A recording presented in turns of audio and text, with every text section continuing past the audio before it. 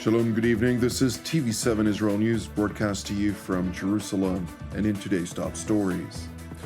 The IDF deepens its operational activity in the southern Gaza Strip, eliminating over 100 terror operatives in less than 24 hours. U.S. Special Envoy Brett McGurk visits Egypt in a renewed effort to facilitate a humanitarian pause in exchange for the release of hostages. The UN Security Council holds a meeting during which the World Body's Secretary General, Antonio Guterres, urges Israel to abruptly end the war.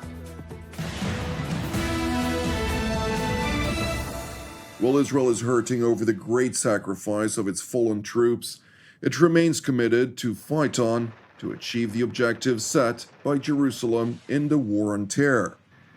Albeit mounting international pressure, Jerusalem's set objectives to degrade Hamas is a goal attainable over time. In contrast, the conditions in which hostages are being held by the Islamist Hamas and its terror affiliates demand for an urgent solution. We are, of course, continuing to do everything to bring back the hostages we fear are being tortured and raped and executed in the Hamas terror dungeons, consistent, of course, with the goal of dismantling Hamas so that it can never abduct anyone or massacre them ever again. There are efforts that are constantly ongoing, of course, to secure that goal. I will, of course, not elaborate on them because human lives hang in the balance, and sometimes the less we say, the better. And as soon as we have official information to update, we will, of course, do so. During a parliamentary session of the Committee on Sexual Abuse, Aviva Siegel, an Israeli woman who was released from Hamas captivity, recounted in her testimony the conditions in which the captive Israeli girls find themselves.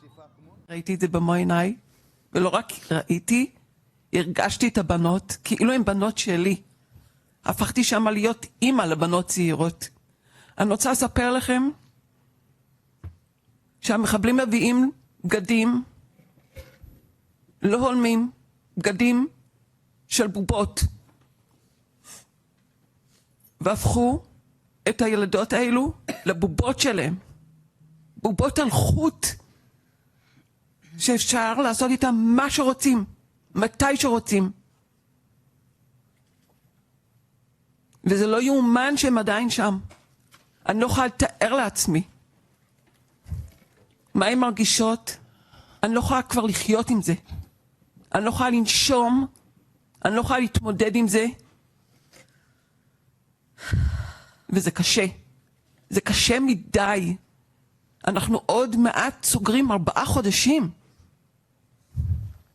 והם עדיין שם. Meanwhile, IDF Chief of General Staff Lieutenant General Herzi Halevi visited the location of the deadly incident that claimed the lives of 21 troops in the central part of the Hamas-plagued enclave. חזרתי כעת מהנקודה בה נפלו הלוחמים ופגשתי את המפקדים. שמעתי תובנות ראשוניות, לקחים ראשונים. אנחנו כמו תמיד נתחקר את האירוע לעומקו ונלמד את הלקחים תוך כדי הלחימה בכדי שאירוע כזה לא יישנה. ביום הזה אנחנו חשים את מחירה הגדול והכואב של מלחמה. אך זו שאנחנו נלחמים כעת היא הכרחית וצודקת מאין כמוה. נמשיך להילחם למען זכותנו הברורה לחיות כאן בביטחון. General Halevi went on to highlight that the IDF continues to push forward, with Hamas terror operatives suffering heavy losses.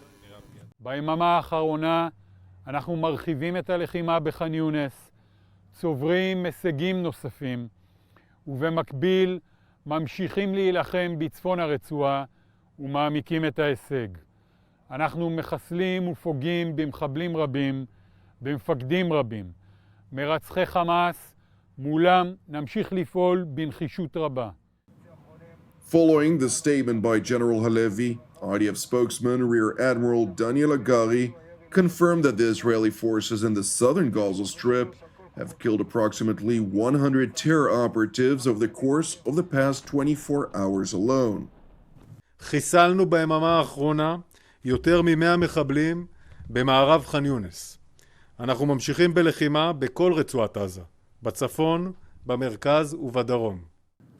Meanwhile, Israeli Prime Minister Benjamin Netanyahu met with officers attending the IDF's company commander's course, during the course of which he reiterated Jerusalem's expectations in relation to the war.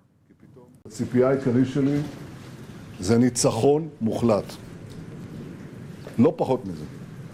אין תחליף לניצחון. אני שומע באולפנים ופרשנים וכל מיני זה מסבירים, אי אפשר ולא צריך. אפשר, צריך ואין לנו גם ברירה אחרת. ניצחון מוחלט. המפלצות האלה יובסו עד הסוף. שוק על ירך. שוק על ירך. אין תחליף לניצחון. זו הציפייה העיקרית שלי ואני מקווה גם שלכם. אני בטוח גם שלכם. Meanwhile, in Washington, the National Security Council Coordinator for Strategic Communications, namely retired Rear Admiral John Kirby, confirmed that White House Special Envoy Brett McGurk is on a visit to Egypt to deliberate regional developments related to the war in the Gaza Strip and efforts to reinvigorate talks on a prospective humanitarian pause for the Palestinian enclave. Brett is in the region. He was in Cairo today, as a matter of fact, and he'll have other stops along the way. Certainly one of the things he's in the region talking about is the potential for another hostage deal, which would require a humanitarian pause of some length to get that done, and that's definitely on the agenda. He'll also be talking about a range of other issues, including humanitarian assistance, including getting assessment of Israeli Defense Force operations and protection of civilian life. I mean, there's a lot on his agenda, but I can't confirm these reports that those are the parameters of a deal that's being discussed. The last thing I'll leave you with is that, as I've said before, the discussions are sober and serious. Again, I don't want to get ahead of where we are or give you, I can't give you odds on if and when we'll be able to get there, but the conversations are very sober and serious about trying to get another hostage deal in place. While McGurk visits Egypt as part of a broader Mideast tour, U.S. Secretary of State Antony Blinken concluded a visit to Nigeria, prior to which he emphasized the Biden administration's position regarding the so-called day after the war. We've been very clear our opposition to the forced displacement of people.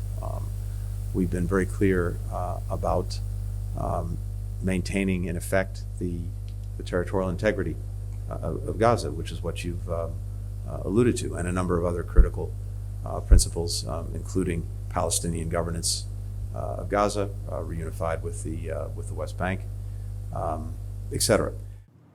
Meanwhile, in New York, during a UN Security Council meeting, the world body's Secretary General Antonio Guterres voiced outrage over the prolonged war on Hamas in Gaza and appealed for an immediate ceasefire, irrespective of the expected consequences to Israel's security or the hostages in Hamas captivity if Jerusalem were to oblige.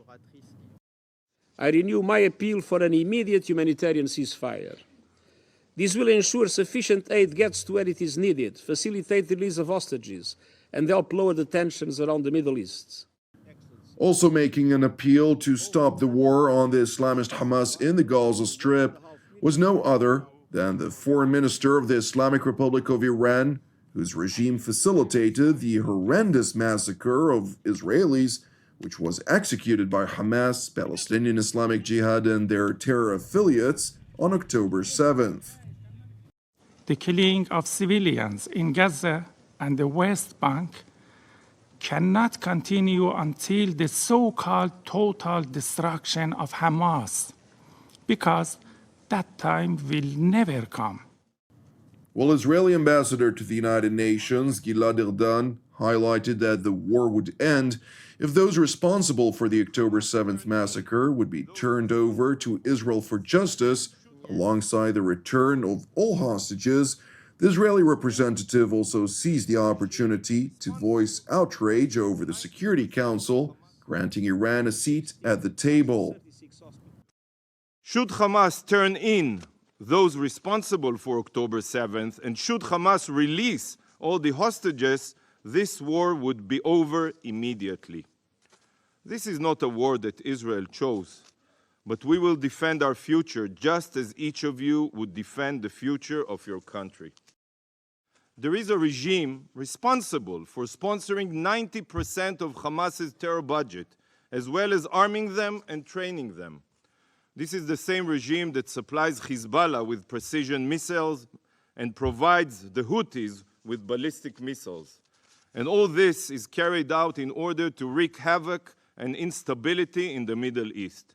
And soon, these acts of terror will be carried out under a nuclear umbrella.